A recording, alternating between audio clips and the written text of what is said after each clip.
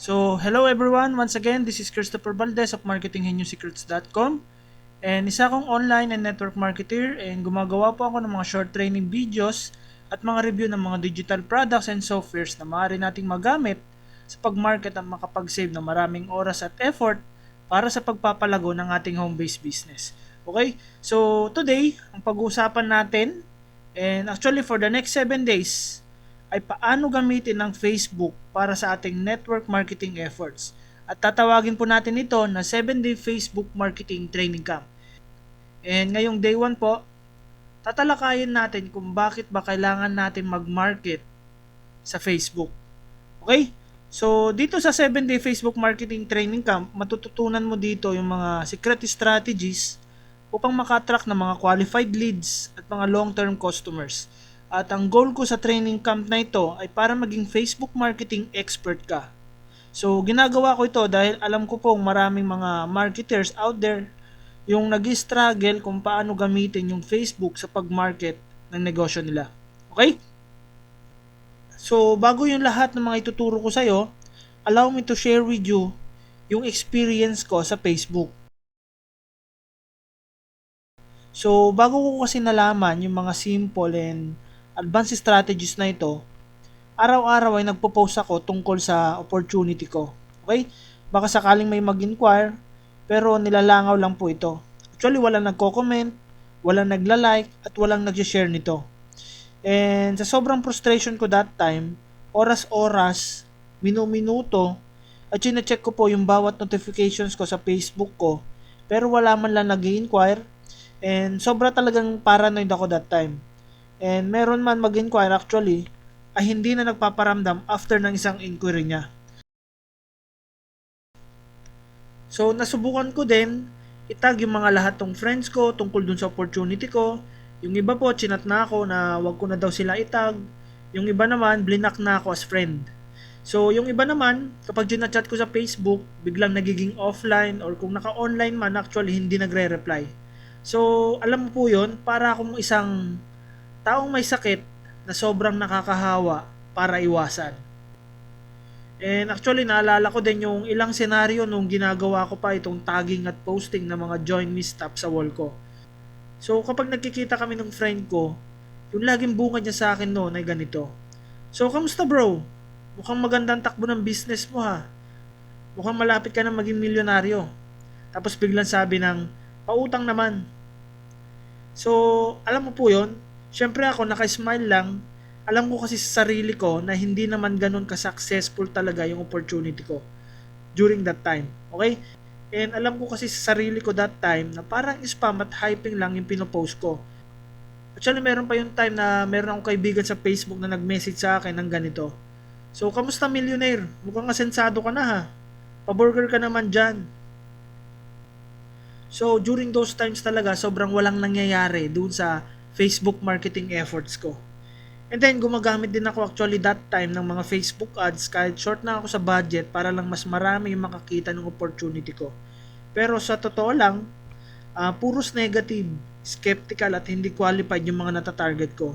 At ang malungkot pa, puros negative at masasama pa yung comment nila. May nag-message pa nga sa akin actually na scam daw yung ginagawa ko. So itigil ko na daw at nag-aaksaya lang daw ako ng oras. At yung iba, balikan ko na lang daw kapag mayaman na ako. At yung iba naman, yung mga nauna lang daw yung yumayaman. So sari-saring mga negative reactions talaga yung mga natatanggap ko during that time. And noong time din na yon, halos hindi ako makatulog gabi-gabi kakaisip kung paano ko ba pwedeng gamitin yung Facebook tulad ng mga successful Facebook marketers para gamitin sa opportunity ko. And noong mga time na yon, halos iuntog ko na talaga yung ulo ko kakaisip kung ano ba yung mga sikreto ng mga successful Facebook marketers na ito. And hanggang isang araw, habang nagbabrowse ako sa Facebook, ay meron akong napansin na isang Facebook ads. Clinic ko yung ad na ito at napunta ako sa isang training video na nagtuturo ng mga tamang paraan paano mag-market sa Facebook.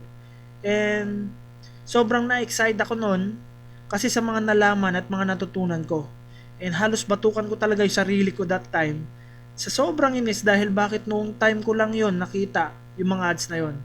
And iniisip ko rin sa sarili ko na kung ganun din pala yung strategy na gagawin ko, pwede akong maka-generate ng mga qualified leads, mga qualified prospects at mga right person para sa opportunity ko. And actually, after ko mahanap yung solusyon na yon at i-apply, ito yung ilan sa mga nangyari sa akin. So, nakakapag-generate na ako that time ng mga qualified at positive leads para sa negosyo ko. Marami na rin nagko-comment, nagla-like at nag-share ng mga pinopost ko. And mas marami na rin po yung nag-i-inquire ng tungkol doon sa negosyo ko. And may mga nagme-message na din sa akin na nakakatulong daw sa kanila yung mga sinishare ko. And syempre, naging automated na din yung pagpre-present ko ng business ko. So, let's face it talaga, kahit hindi po network marketing yung ating home-based business, kahit ano pang negosyo yung ginagawa natin, okay? Importante yung Facebook sa ating negosyo. Ngayon, pag-usapan naman po natin yung mga typical scenario kapag nag-uumpisa tayo ng isang network marketing business. Karaniwan kasi excited tayo. So pump up, tapos nagpo-post ka agad ng mga ganito sa wall natin. Join me and become the next millionaire. Join my team now and earn extra 20,000 pesos per month. No quota, and we will help you build your downline. Buy my products now and get the benefit of it in just 3 days, etc. etc. So yung ginagawa rin natin, ay sa post pa lang natin ay nagpe-present na tayo. So sinasabi na kagad natin yung mga marketing plan and other unnecessary stuff sa ating mga postings pa lang. So pangatlo, sinachat kagad natin lahat ng mga friends natin sa Facebook.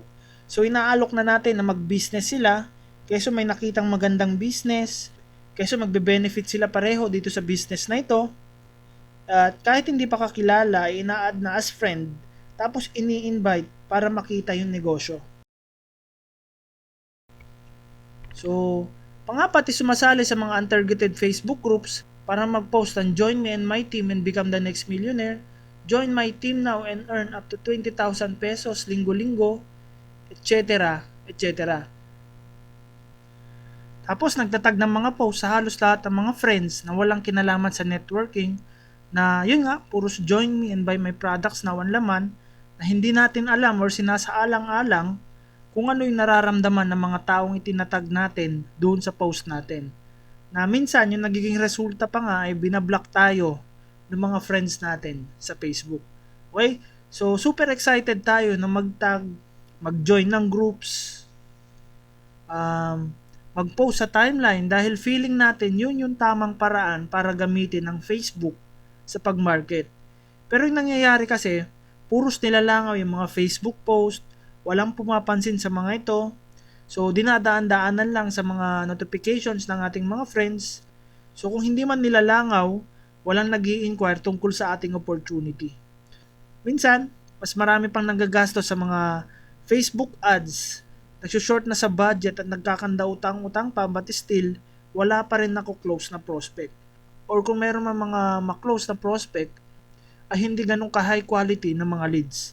So, ito po yung mga typical scenario na sa tingin natin ay yung tamang paraan upang makuha yung mga goals natin, pero unfortunately, puros rejections, failures, frustrations yung mga na-encounter.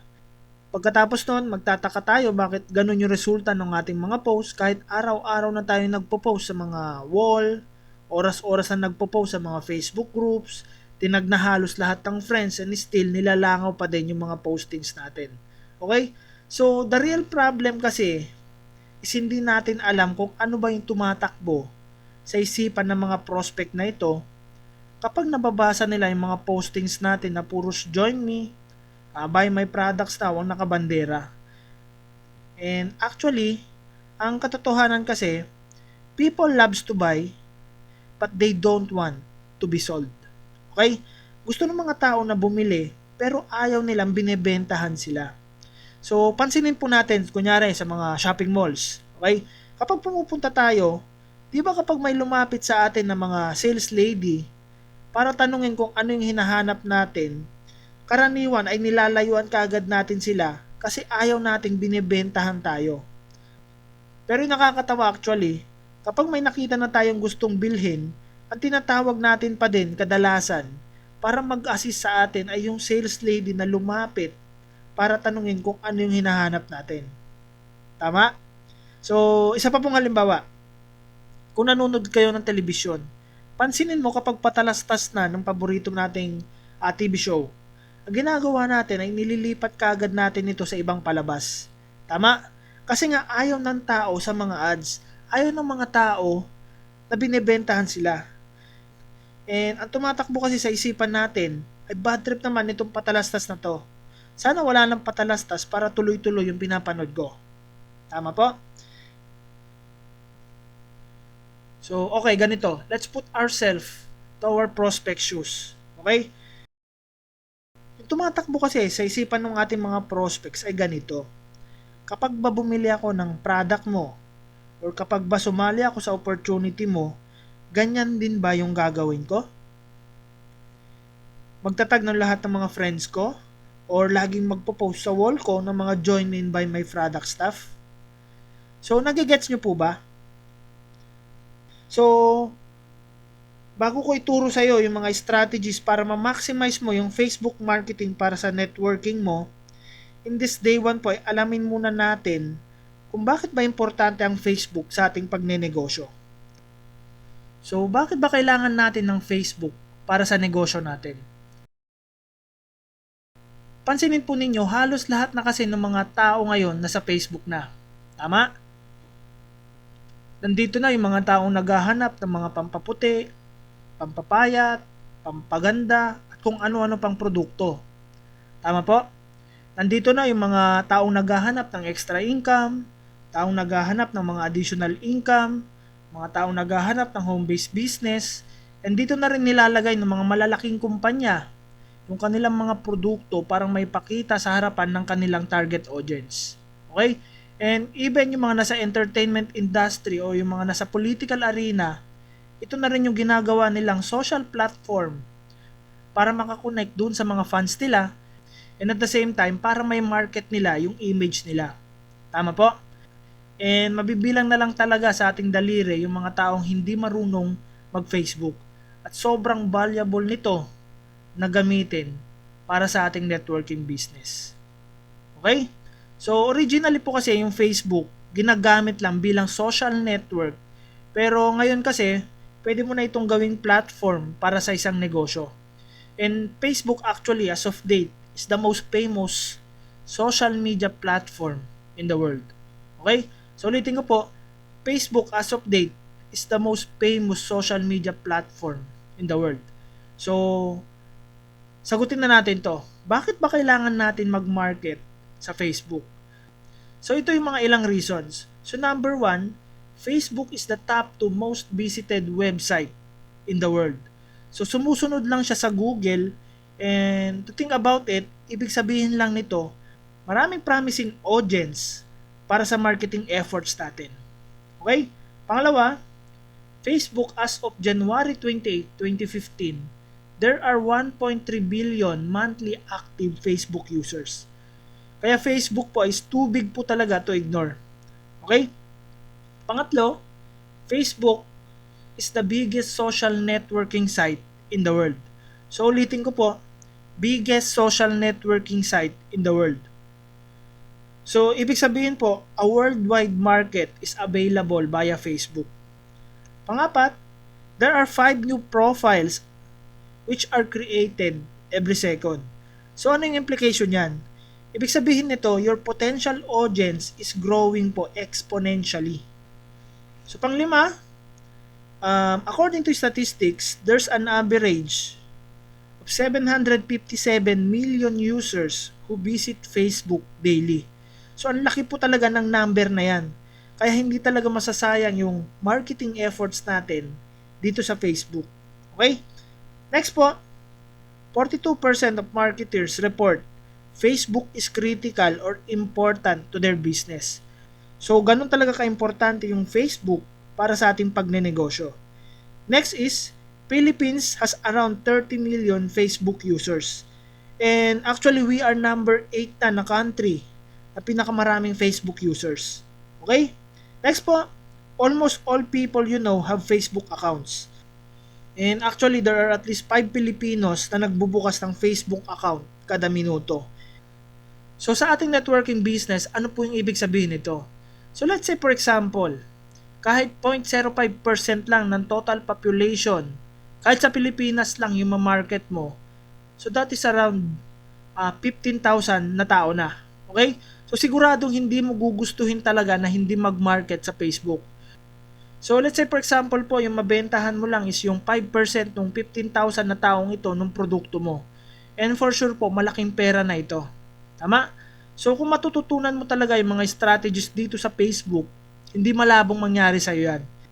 And bilang papiam na din pala, dito sa Facebook marketing strategies na i-share ko sa iyo, is merong mga free at meron din paid. Okay? So yung mga free ay maganda para sa ating mga nagsisimula pa lang. Tapos yung paid naman, ito yung mga tinatawag nilang mga Facebook ads. And dito yung mga targeted market, potential customers mo na talaga yung mga makakausap po. Okay? So for sure po, hindi talaga masasayang yung pera mo dito. So kung plano mo talagang umpisahan ng negosyo mo online, for sure, swak na swak ang Facebook para sa iyo. Okay? So tulad ng sabi ko kanina, yung ultimate goal natin dito sa ating 7-day Facebook Marketing Training Camp is for you to become an expert Facebook marketer. Okay? So dito na po nagtatapos yung day 1 ng e-course natin. And kita-kits tayo bukas sa day 2 ng Facebook Marketing Training Camp natin at umpisa na natin gawin yung mga step-by-step strategies dito sa Facebook. So that's it guys. I hope meron kayong nakuhang value and technique dito sa day 1 ng training camp natin. And kung may nakuha kayo, pwede nyo pong i-share yung link ng video na ito sa inyong Facebook or any social media account upang sa ganon, matutunan at malaman din ito ng ating mga kaibigan, ng ating mga downlines at ng ating mga team members. And sa ganitong paraan din, masubaybayan nila yung day 2 hanggang day 7 ng training camp na ito. Okay? Also po, please like my Facebook fan page www.facebook.com/Christopher Manzano Valdez. Pwede nyo rin po kayo follow sa aking Twitter account www.twitter.com/Toffel_Valdez. And pwede rin po kayo mag-subscribe sa aking YouTube channel http://bit.ly.com/Christopher_channel. Okay? And kung meron po kayong mga katanungan, you can email me at christopher@marketingheniosecrets.com or pwede nyong i-comment sa baba ng video na ito yung gusto ninyong itanong.